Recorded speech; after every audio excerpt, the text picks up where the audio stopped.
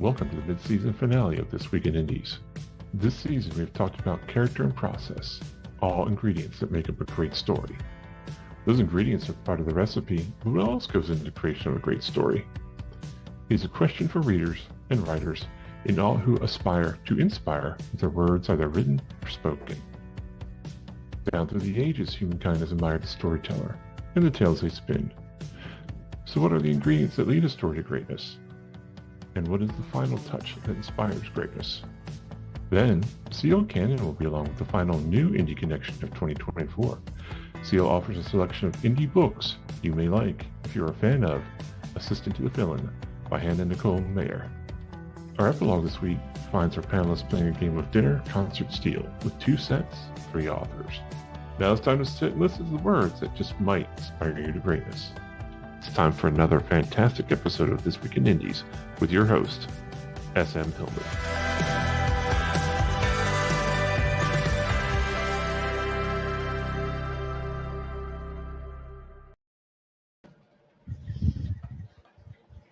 Hello, everybody. Hello. Well, wait, where am I? There we go. Welcome to This Week in Indies. I'm your host, S.M. Hillman. Today is our mid-season finale for This Week in Indies, and I want to take a moment to thank all those who watch us live or pop in their VCR tapes to watch us recorded. Once this internet thing takes off, we won't have to use physical media, am I right? In addition, today will be our last new Indie Connection for 2024. It will return in 2020. In the meantime, we have plans. Great stories are one of the reasons we're here today, talking with these fine panelists. Before we get into the meat of this week's show, however, let's have them introduce themselves to you. Lily, we'll start with you.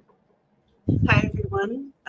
Frequent visitor here to This Week in Indies. I'm Lily Lucchesi, USA Today bestselling author and owner of Partners in Crime Book Services, where I provide editing and other assorted services for indie authors and small presses.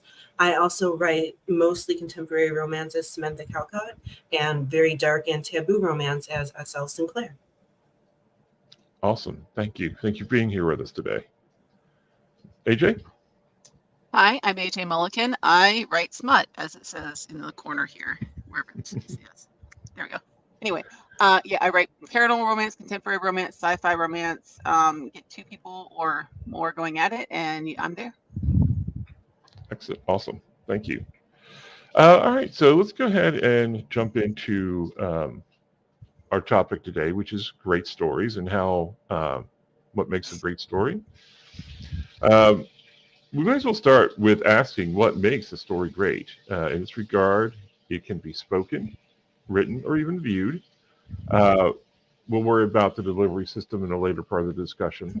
But if you could, give us 3 to 5 points about greatness, remembering that we're looking for the story as a whole, so not too worried about plot or grammar, but what makes a story great? AJ, can you start us off? Conflict is a big one. If there's no conflict in the story, that generally doesn't interest people as much. There's got to be some kind of push and pull between the characters, something that drives them and moves them. If you don't have anything moving the characters, the story's just kind of flat. So definitely, I think regardless of genre, conflict is a big plus in a good story. Other than conflict, what else do you think makes a great story? Well, besides smut, I mean, Well, note that down. Smut, that's one of our, yeah. Yeah, I'll put that as one of the points. Yeah.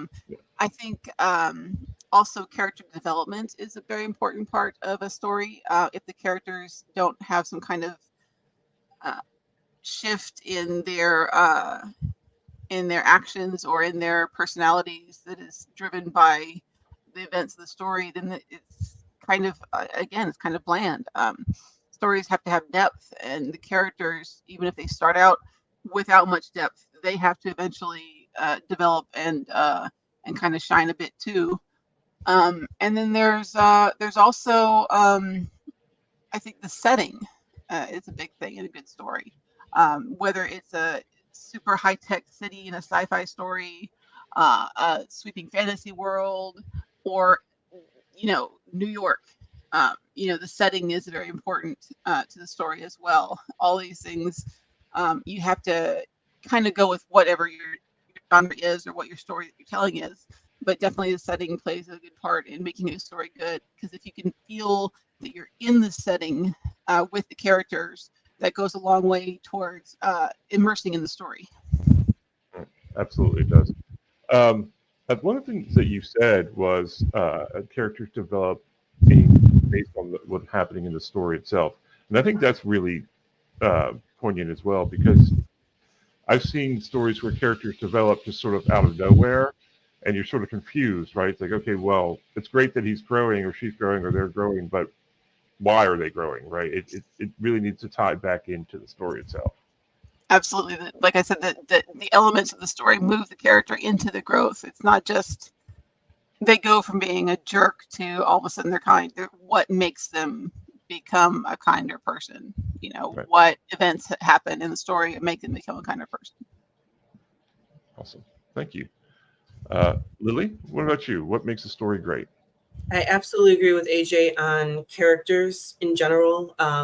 Even before you get to the development, the first person that you usually meet in a story is the main character. Sometimes you meet the villain, sometimes it's an opening setting, which I've done, that don't have any main characters, but your main character is vitally important in so much as the reader has to connect to them. Even if they hate their guts, the reader still has to find something compelling about them to want to follow their story. It doesn't matter what the genre is or the subgenre.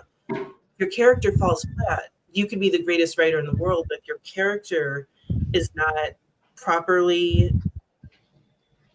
envisioned, I won't say developed because development comes, but if your character is not properly envisioned, or if the reader can't somehow relate to them, that sort of diminishes the story. And again, most readers won't want to continue. Another point that makes a great story, which it goes to characters but not main characters, would be tertiary characters, which we did a long panel on that a while back on Go Indie Now. And I've always been adamant that adding the element of someone who only is there for a chapter, a scene, a book, well, a book if it's a series, they bring a certain level of depth to the story. A lot of people, they have very limited casts, and sometimes that works, sometimes it doesn't. It depends, but normally one of the things that make a story great is a developed world like that. Tertiary characters, even if it's a cat, like a cat or a dog, that can be a tertiary character as well. Those things round out that world and make the reader feel like they're in there with the main character, and they're experiencing everything else. And I think finally the third thing would be general relatability. I read books by authors who are not my race, not my gender, with main characters the same, but there's always an element of humanity to these characters. Or in the case of a villain, there's an element of inhumanity where you see them, you see what you could become, or you see the opposite where they could have become the hero. And that sense of relatability, no matter what it is, I think that's another thing that's very vital to moving a story along and keeping your reader engaged, because it makes them stop and go, wait, this person's like me. This person could be me. Oh, holy crap, I could become a villain with, one wrong move that I made. Something like that. Absolutely. And I think that it's fair to say that cats think they are the protagonist of every story, so they always make it better. And antagonists. They are both. Yes, they are. And I think that how the characters relate to the setting and everything that you all have said is spot on. But I think it all does come back down to relatability in a way that culturally a story will resonate with a broad spectrum of people, right? And that gives the story some legs, and that can lend towards greatness for sure. Yeah, and I think even in surreal settings, you can have relatability too. I have a series, Selenite Mates, where they're aliens coming to Earth and they have transgender nanites, but they still get things completely wrong because of the way their language is. So when it translates, they're like, well, that makes no sense. And it's very similar to when you're talking to in a different language to someone else, or someone who speaks a different language, even though they may have your language as a second one, they don't necessarily know the right terms. And so things, it's still a relatable thing, even though it's completely out there, still kind of relatable. Right. Yeah. I wrote a novel with Faith Marlowe called Soul Syndicate. And in the story, there's a small group of survivors who are surviving the apocalypse. But it's not zombies, it's not an attack, it's everyone's just lost their souls and the world's turned gray. And a huge part of it that we deliberately wanted to do was ensure that almost everyone was represented. There was a level of relatability and a humanness, no matter what point you were looking at, whether it was religious orientation, it doesn't matter. There was something that a reader could relate to throughout the whole thing. Awesome. Excellent. I think that my next question was one essential element, but I think we kind of talked about that already. Character and relatability, I think, are probably seem to be the powerful connections here. If we divide the greatness of the story from some of the elements of structure or media that give us pause in the enjoyment of the story, can we divide the greatness of a story from elements of structure or media that might give us pause in our enjoyment of the story? So an example of that would be a movie where the special effects are dated or were never great, or a novel where the grammar could be better. Can a story still be great if it's a little bit, if the structure of the story is a little bit imperfect? Lily? Well, that does depend on the form of media it is. I enjoy watching older movies, or even ones that were like from when I was a child, and I rewatch it now, and I do stop and think, oh wow, if this was set in the modern day, if this is set in 2024, the plot wouldn't work because cell phones, the internet, whatever it is. But when it comes to something like that, when it comes to when something was written, there's time periods that keep passing. That's why people enjoy watching, period pieces. We learn to adapt, and we watch those with fondness. Same with the story. You do try not to make the story too dated. As an editor, that's one of the things I do, unless the author wants it dated. I have a series where I wanted it specifically dated in the 2010s. So I shoved in as much media and references as I could so people knew, yes, this is when the story is set. And that's always how it's going to be. But you mentioned something about if grammar is not right, or it's a little off center. As an editor, I fully believe that everything should be as highly polished as possible when it's a novel. With film, it gets quirky if something is a bit not well done. I'm not quite sure the word that I'm looking for. Sorry, I'm not a morning person. But when it comes to writing, of course, if a character is speaking, you don't want to correct their grammar constantly. You want it to flow naturally. So that's a big thing. So I can't say that poor grammar is a problem so much as, depending on when it's used in dialogue, that's actually going to help the story and help it seem realistic. No one speaks stiffly. No one speaks like an academic paper unless we're presenting one. So I think that when it comes to grammar, it's dependent. And it is very, very dependent on what media, whether it's written or visual. Yeah, I think the cell phone, the smartphones in particular, would really cut the legs out of a lot of plots of stories of the previous millennia, for sure. AJ, what do you think? I think as a reader, if the grammar is really unpolished, we'll say, I can't get through it. I'll admit I'm not the best. I forget where commas go sometimes, or I throw in an extra em dash or ellipsis where it doesn't belong. It happens. But when it doesn't seem like the book's gone through any editing, or in the case of film, when it's like dated CGI or dated graphics or dated uh, uh, special effects, it it takes away from me, even if it's something that I watched as a kid and I liked as a kid. I watched as an adult, I'm like, why did I like this? This is horrible. And sometimes even modern graphics can kind of be terrible and kind of take away from the story. So I think more than just the story elements, the execution of the story is important too, because if you don't execute it right, you can have the best elements there are, but it's going to take the reader, viewer, whatever out of it because they get distracted by the wrongness of things.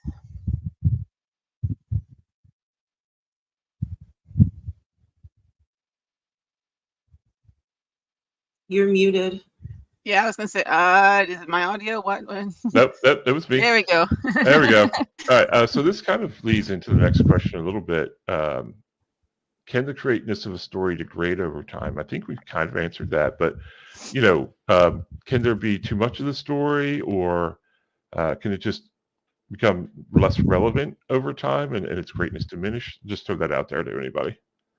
I think so, but it's also dependent. There's classics that are always good no matter what you do. Frankenstein.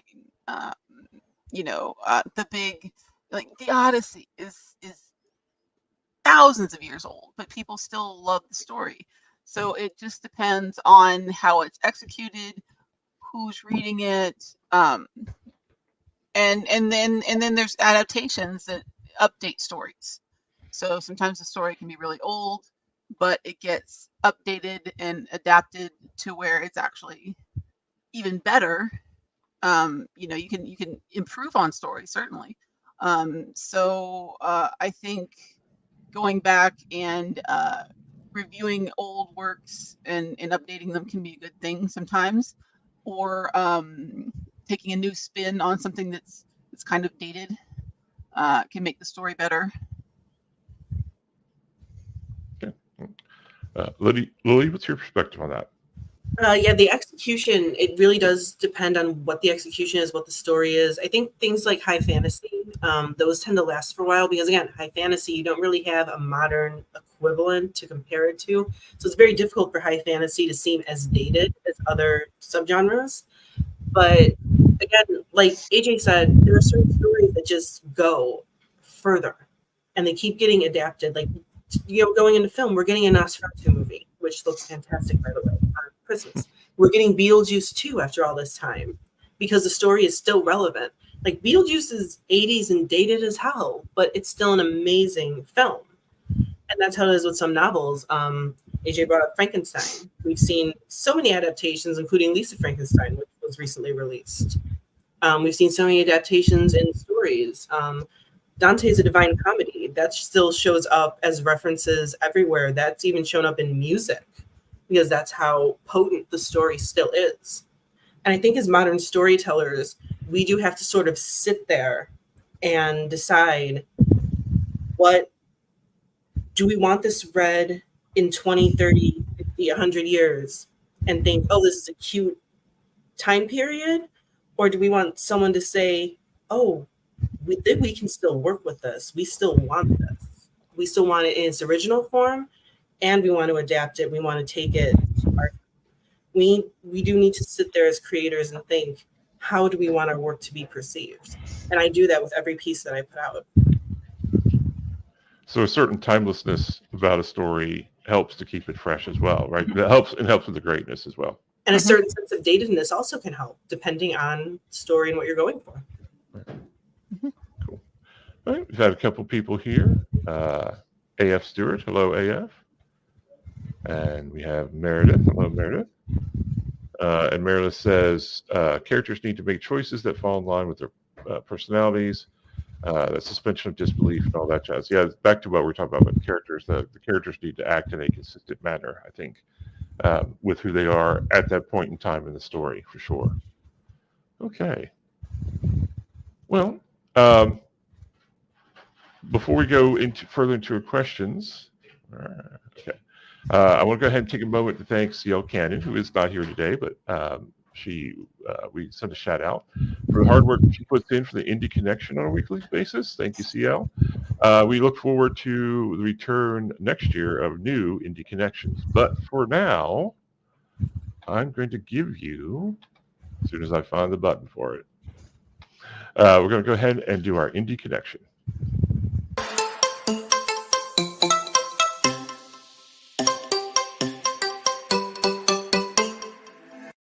Hey guys, C.O. Cannon here from Fiction Atlas Press, bringing you another Indie Connection, the last one of this season.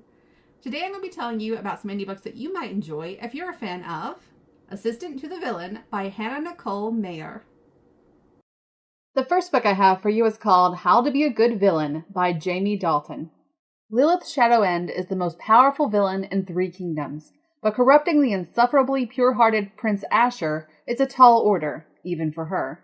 Disguised as a castle maid, Lilith attempts every devilish scheme and seductive trick to unravel Asher's shining reputation. Yet the pampered prince manages to evade her efforts with infuriating optimism. Worse still, the more time Lilith spends scrubbing the manor floors, the more she finds herself falling for Asher's spirit, empathy, and hidden quirks beneath the princely facade. With her icy heart melting fast, Lilith must decide whether to abandon her wicked ways for a chance at an epic star-crossed love, or to deliver Asher to darkness, because even the noblest heroes hide secrets that could ruin everything. The second book I have for you is called Thrown in the Dark by A.K. Caggiano. His dark destiny awaits, and nothing will stand in his way, except her. Dark Lord, demon spawn, prophesized realm destroyer. With a demon for a father, Damien Malficious Bloodthorn's destiny could be nothing but nefarious, and with the completion of his most vicious spell, Damien is on the cusp of fulfilling the evil inevitability all of his dark machinations have led to. And then, her. Bubbly, obnoxious, blonde. Harboring secrets of her own, a tiny yet troublesome thief calling herself Alma completely upsets Damien's malevolent plans when she mistakenly gets chained to his side through magic, forcing him to drag her across the realm. Killing her would fix things, of course, but the nauseatingly sweet Alma proves herself useful on Damien's unholy crusade, and then proves herself the source of something even more sinister. Feelings. Will Damien be forced to abandon his villainous birthright to help the tender thorn in his side? Or will he manage to overcome the virtue Alma insists on inspiring, and instead cut it out at the heart? The third book I have for you is called Once There Was a Villain by Indy Guerrera. What if nobody ever came to save the princess in the tower?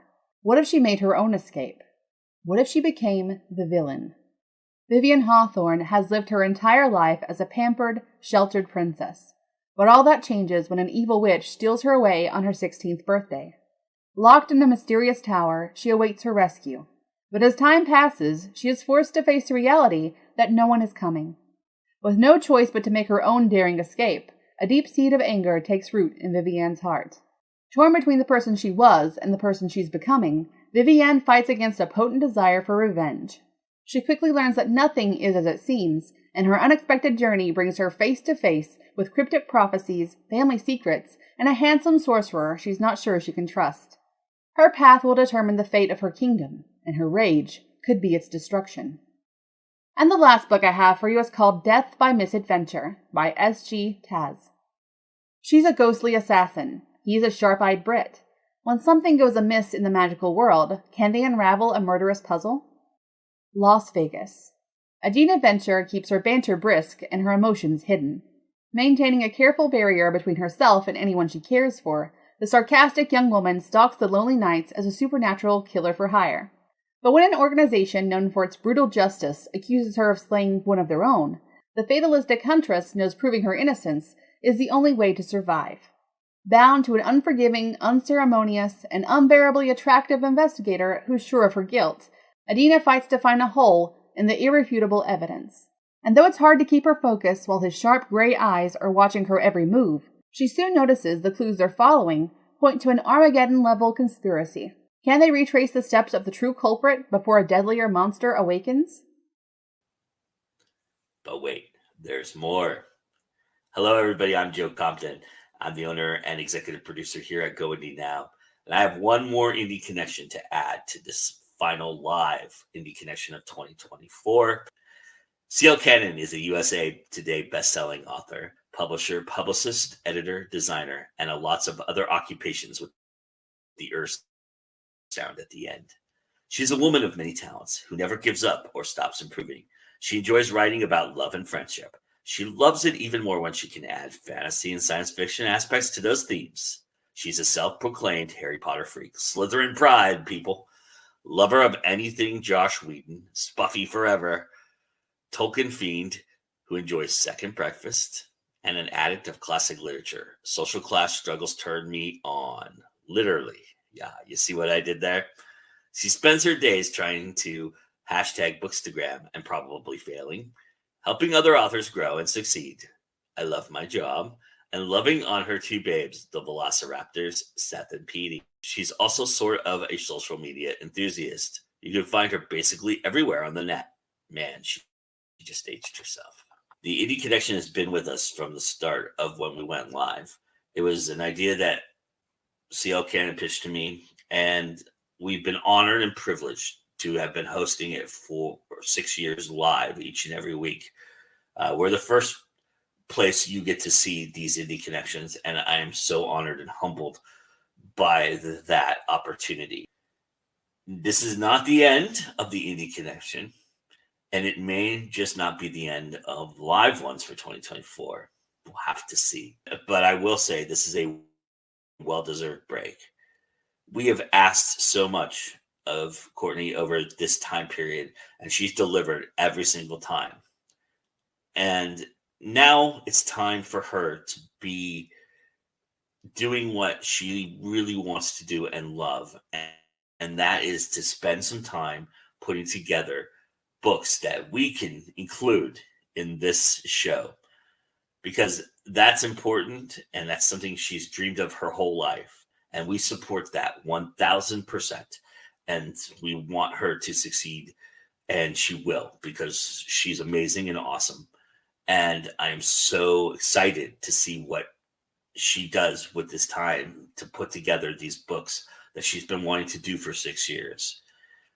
And so with that, we're very happy to be continuing the Indie Connection into the fall season with the best of. The Indie Connection is an awesome opportunity for you, not just as authors and readers, but as artists, to realize that you are the ones that make the stories great. I know I'm hijacking the theme of this episode, but with that being said, this is what the Indie Connection is all about. It is to highlight the greatness that is you, that it is all of you, and why you are great. And so we celebrate you with that. C.L. Cannon celebrates you with that.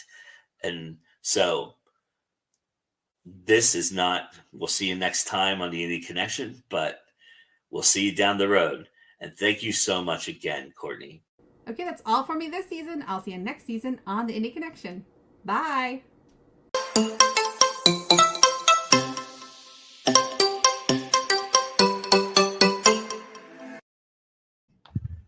Yeah, absolutely. Courtney, thank you so much for all the work you do. Meredith says, Villains and Virtues is so much fun. Okay, awesome. Okay, so from great storytellers, let's get back to great stories. If we created a zone of truth, and there's a D&D reference there for you folks, and asked, what's the greatest story you have ever read or seen, what would your answer be? That all depends on my mood. That's kind of because I'm a mood reader and a mood watcher for shows, and I don't know that I could truthfully answer that, because it could change from one moment to the next, honestly. I mean, some days I might need a mood for sci-fi, some days I might be in the mood for superhero movies, some days I might need a mood for super sappy romance. It just depends on who I am in the moment, or where my brain is in the moment. I don't know that I can really answer that with one definitive story. So, but is there one that you find yourself going back to during multiple moves, or? I don't. I watch the. It sounds kind of silly, but I watch like the Marvel movies like ridiculously often when I'm by myself, just because it's like it's a comfort thing. It's like I know how it's going to end. I know the way the movie's going to go, so I just watch it as kind of like, like it's not a surprise. It's not any anxiety about how it's going to turn out. It's just like, oh yeah, it's a good movie. I know I like it, so I'm going to keep watching it. Okay, that works. Lily? I think a lot of us who are neurodivergent write in that way too, because we want our readers to go back and be able to pick up our books, our series, and be like, this is my comfort read. I know I personally do, but I've narrowed it down to 3 books and a TV show. The TV show, no one's going to be surprised when I say Supernatural.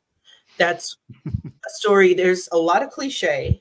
There are a lot of issues, but it is one of the greatest stories about family and love and growth and trust and loyalty and belief that I think has ever been told. And it was told about a 15-year span.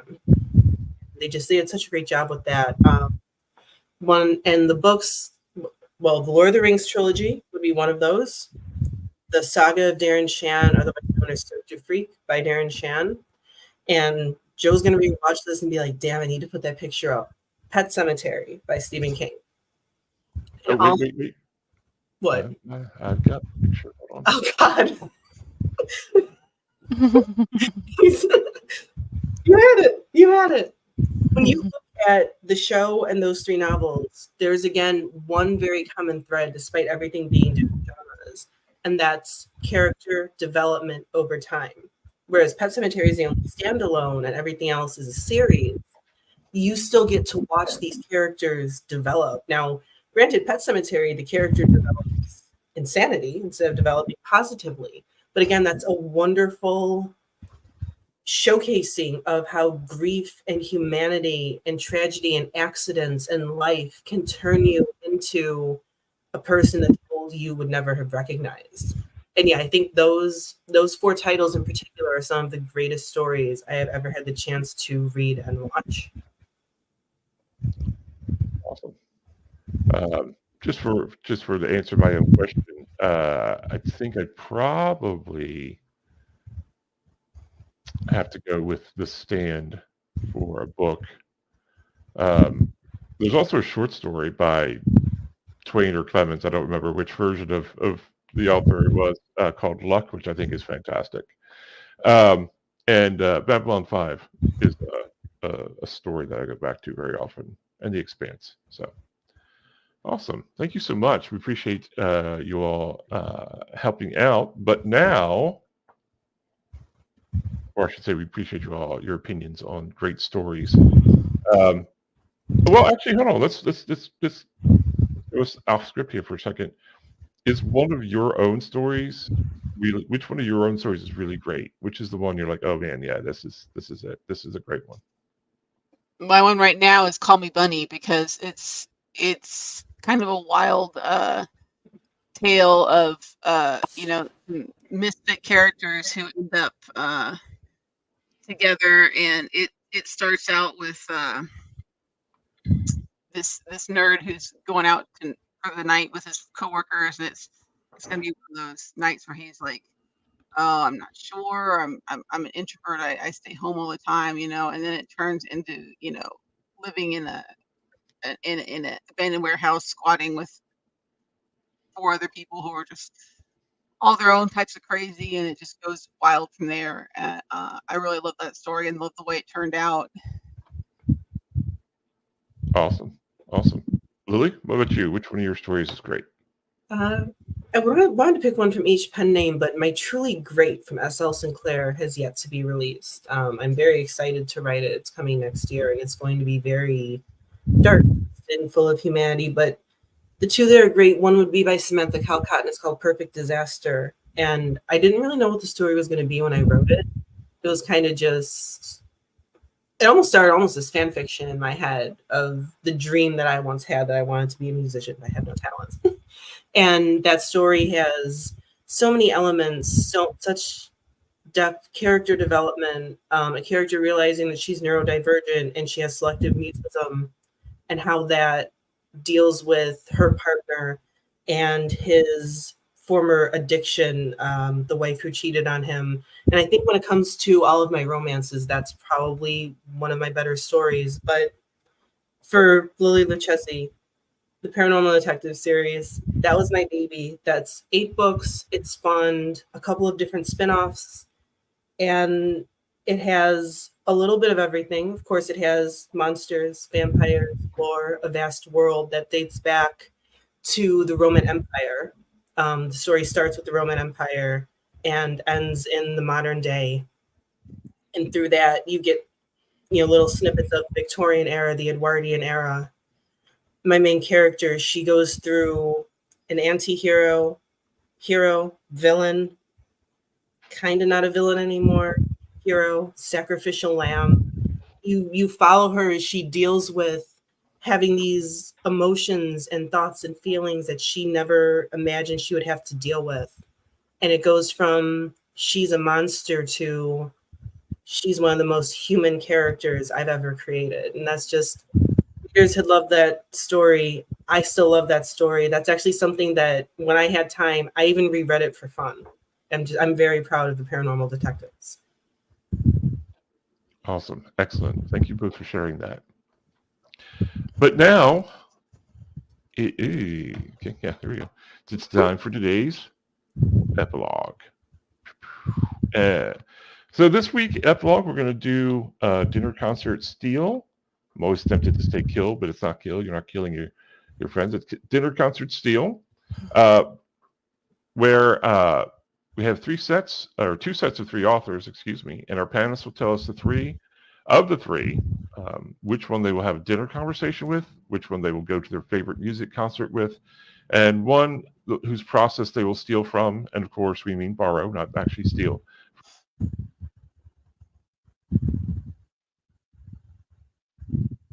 We can't hear you again.